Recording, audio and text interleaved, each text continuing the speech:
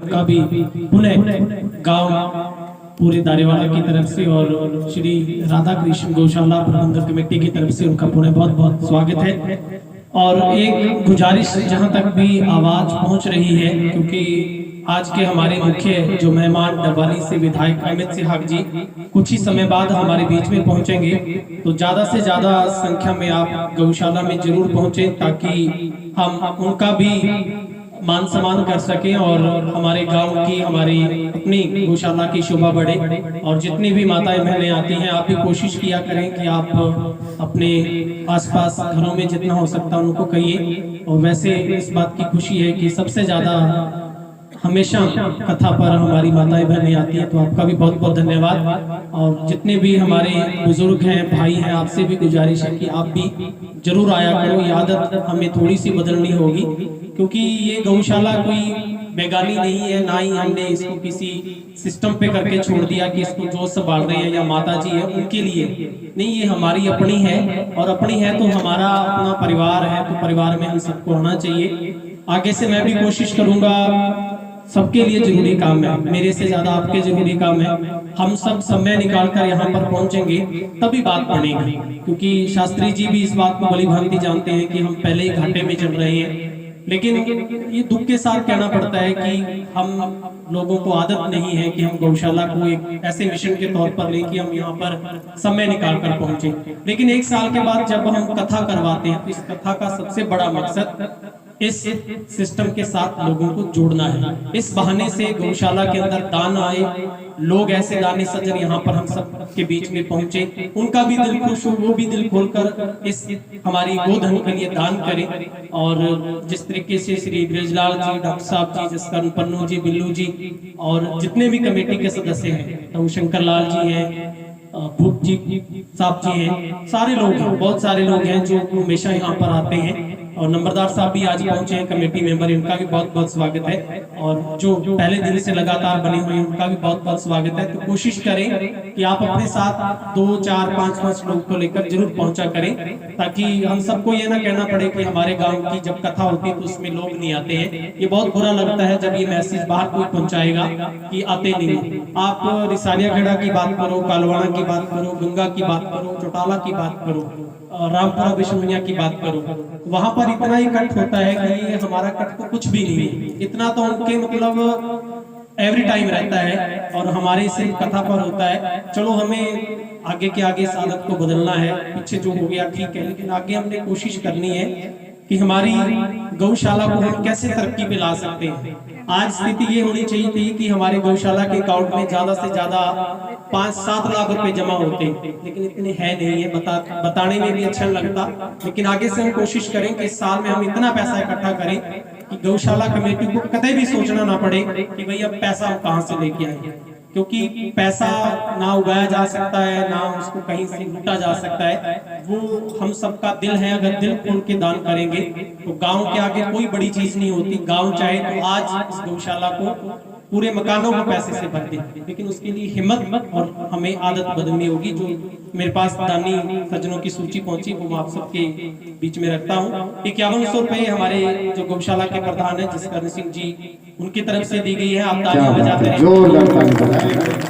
500 रुपए श्रवण जी बिश्नोई हैं, 100 रुपए गंगा बिश्नोई जी हैं, 3100 रुपए सुखदेव श्री निकुराम जी पूनिया, 1100 रुपए रवि कुमार जी पूनिया चक्रपुर से हैं, 2100 रुपए जेकॉन इंटरप्राइजेस दिल्ली की कंपनी जहां पर बिल्लू जी हैं, उन्होंने भी बिल्लू जी के कहने पर ये दान राशि में भेजी, उनका बहुत बहुत धन्यवाद। 200 रुपए राम प्रताप जी, श्री दुदूराम जी, 1100 रुपए श्री महावीर जी शर्मा मास्टर जी और 1100 रुपए श्री सुभाष पूनिया जी, 100 रुपए ब्रिजलाल चारण जी अपने पोते की खुशी, विराट की खुशी में ये हमारी गौशाला को दान दे रहे हैं। 100 रुपए श्री ओम प्रकाश जी मास्टर, 1100 रुपए डॉक्टर हनुमान जी गौशाला में जो हमारे कोषाध्यक्ष जी हैं वो दे रहे हैं। 100 रुपए गुरुदेव गौशाला से लेबर है ये दे रहे हैं। 500 रुपए अमीलाल जी नोखवाल जी, 200 रुपए गुप्तदान है 200 रुपए ओम प्रकाश जी गंगा से, 200 रुपए उपदान। और कल पहले दिन का जो टोटल हमारा दान बनता है वो 75,600 रुपए। आप तालियां जोरदार लगाएं। हम कोशिश करें कि रोजाना हम 1 लाख से भी प्लस करें तो कम से कम 7 लाख तो जोड़ ही लेंगे गौशाला के लिए हम। रसीद 62,300 की और बगैर रसीद के 13,300, तो कुल मिलाकर 75,600 कल का। क्या बात है, जोरदार ताली। आज भी जो दानी सज्जनों की सूची अब तक पहुंची है, 1100 रुपए श्री ईश्वर धवन मंडी डवाली से हैं, भेजे हैं, उनका भी बहुत बहुत धन्यवाद।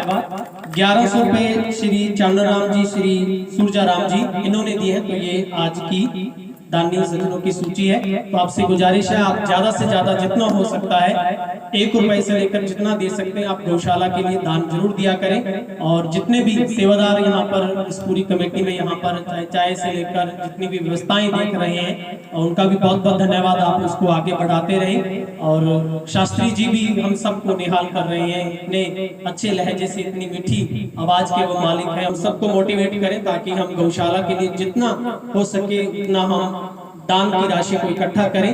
अभी और भी आगे आने वाले दिनों में हम कोशिश करेंगे कि घर घर हम जो दान पात्र लगाने की सोच रहे हैं कि 300-400 घरों में हम दान पात्र लगाएं और हर सदस्य घर का 1 रुपए के हिसाब से डेली उस दान पात्र में डालें। तो कोशिश कर रहे हैं कि महीने में 40 से 50,000 रुपए इकट्ठे हम मंथली शुरू कर सकते हैं। तो इसके ऊपर भी पुनः हम विचार करेंगे।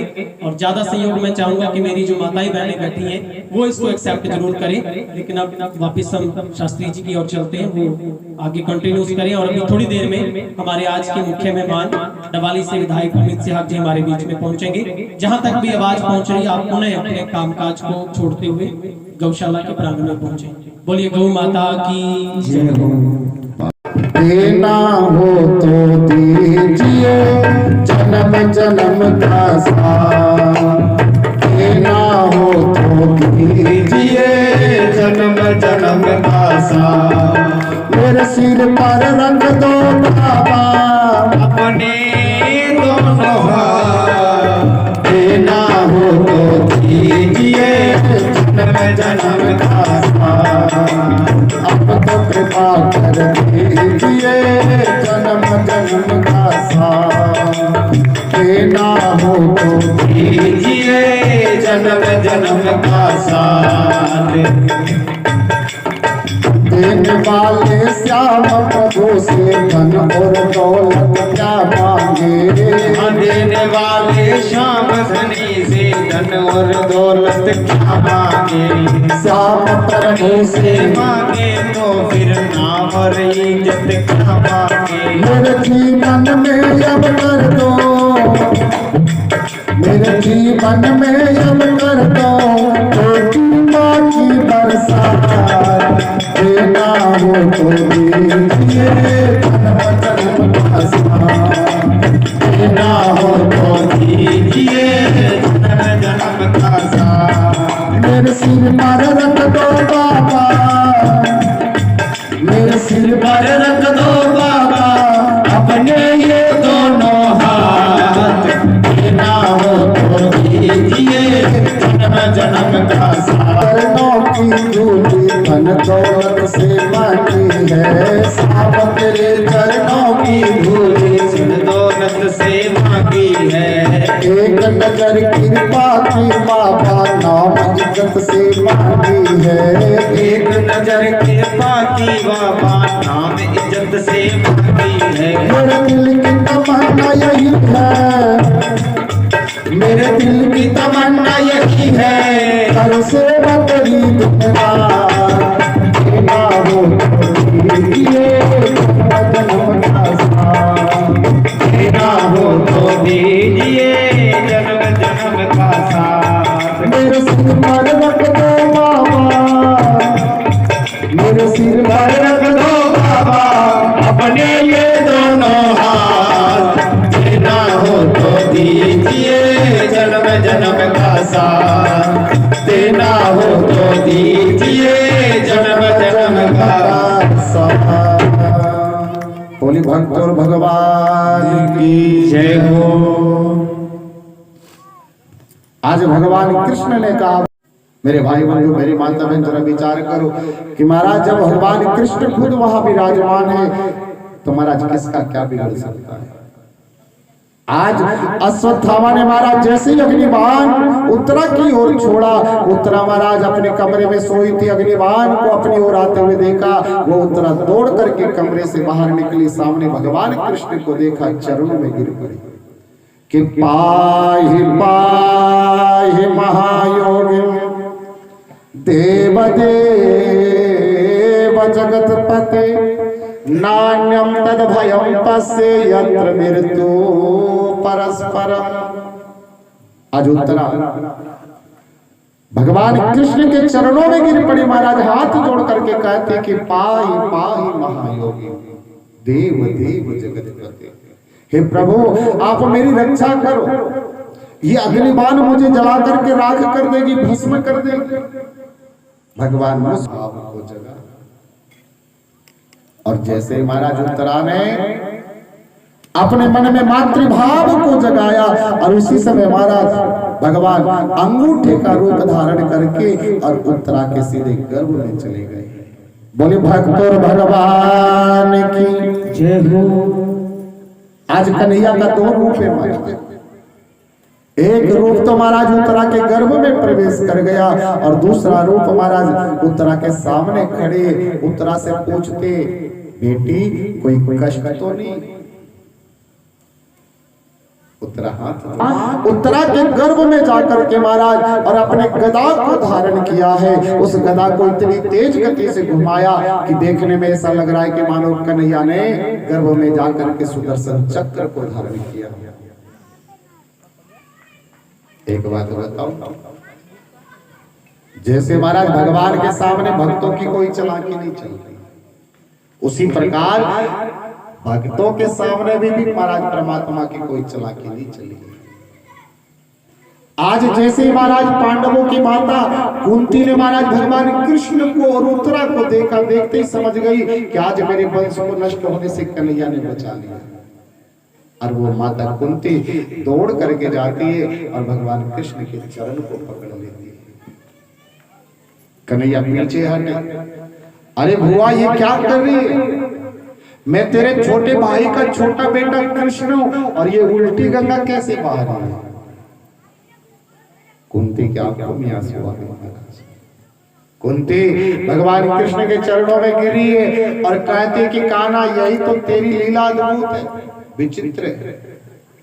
अरे कान्हा पहले तो ये संसार वाले तुम्हें जानते नहीं, तुम्हें मानते नहीं, और जब ये संसार तुम्हें मानने लग जाती है तो जरा सा मुस्कुराता है कि ये संसार वाले फिर से भूल जाते हैं। लेकिन सुन, तेरी ये हंसी मुझे भुला नहीं सकती, मैं जानती हूं कि मैं क्या कर रही हूं। महाराज भगवान कृष्ण के मुंह से निकल गया, बुआ चल ठीक है, अगर तू कहती है तो मैं कहता हूं कि मैं भगवान हूं, चल मांग तुझे क्या चाहिए। आज इतनी मेरी माता बहन बैठी है, एक बात पूछ रहा हूं, सच्ची बताना। अगर मान लो महाराज आपके सामने भगवान ठाकुर जी प्रकट हो जाए और कहे कि भैया मांग तुझे क्या चाहिए, तो सच्ची बताना क्या मांगते। मैं बताऊं, इतनी बड़ी महाराज एक लंबी लिस्ट बना देते। हे प्रभु एक बड़ी वाली कोठी दे दो, एक लंबी वाली गाड़ी दे दो, 4 नौकर दे दो, एक बहू दे दो, और क्या चाहिए। लेकिन ध्यान देना, आज माता कुंती से भगवान ने कहा कि भुआ मांग तुझे क्या चाहिए। माता कुंती ने झट से अपने पल्लू कन्हैया के आगे कर देती है, कान्हा एक चीज दे दे। क्या? एक विपत्ति ना जाए कि दूसरी विपत्ति आ जाए, एक दुख दूर ना हो कि दूसरा दुख आ जाए। आज भगवान कृष्ण की आंखों में आंसू आ गए। अरे बुआ, जब से मैंने होश संभाला है तब से लेकर के आज तक तुमको कभी अर्जुन, ब्राह्मण को मारना नहीं चाहिए और बालक हत्यारा को छोड़ना नहीं चाहिए, यानी मारना भी नहीं छोड़ना भी नहीं। भीम ताली बजाने लगे, वाह रे कान्हा, तुम्हारे जैसे अगर 2-4 न्यायाधीश हमारे देश में हो जाए तो देश का तो कल्याण हो जाए। कैसे कि मारना भी नहीं, छोड़ना। अर्जुन, अगर तूने इस दुष्ट को छोड़ दिया तो मैं सच कहता हूं कि मैं अपनी गदा के प्रहार से मार मार करके मैं इसके प्राणों का हरण करूंगा। लेकिन महाराज अर्जुन समझ गए हमें क्या करना चाहिए। अर्जुन ने अश्वत्थामा के आधे मूंछ आधे दाढ़ी को बाहर निकाला, मस्तक पे मणि थी, महाराज उस मणि को छीना और धक्के मार करके बाहर कर दिया, जा। लेकिन ध्यान देना मेरे भाई बंधु, मेरी माता बहन, इस अश्वत्थामा को महाराज अर्जुन का शुक्रगुजार करना चाहिए, धन्यवाद देना चाहिए था कि मैंने काम तो मरने वाला किया, लेकिन अर्जुन ने मारा नहीं, केवल दंड देके छोड़ दिया। लेकिन महाराज ये नहीं हुआ। अश्वत्थामा अपने कुटिया में आया महाराज और बेटे बेटे सोचने लगा कि चाहे कुछ भी हो जाए लेकिन वे पांडवों के वंश को आगे चलने नहीं दूंगा। द्रौपदी का 5 बेटा था, मैंने कल मार दिया, अब कौन बचा। उसी समय महाराज याद आया, अरे मैंने सुना था कि जब अभिमन्यु मरा था तो उस समय अभिमन्यु की पत्नी उत्तरा गर्भवती थी, शायद एक गर्भ बचा है। आज महाराज अश्वत्थामा अपने कुटिया में बैठे बैठे महाराज आज उत्तरा की ओर अग्निबाण छोड़ दिया। लेकिन ध्यान देना महाराज, संत लोग कहते हैं कि जाको राखे साईं मार सके न को।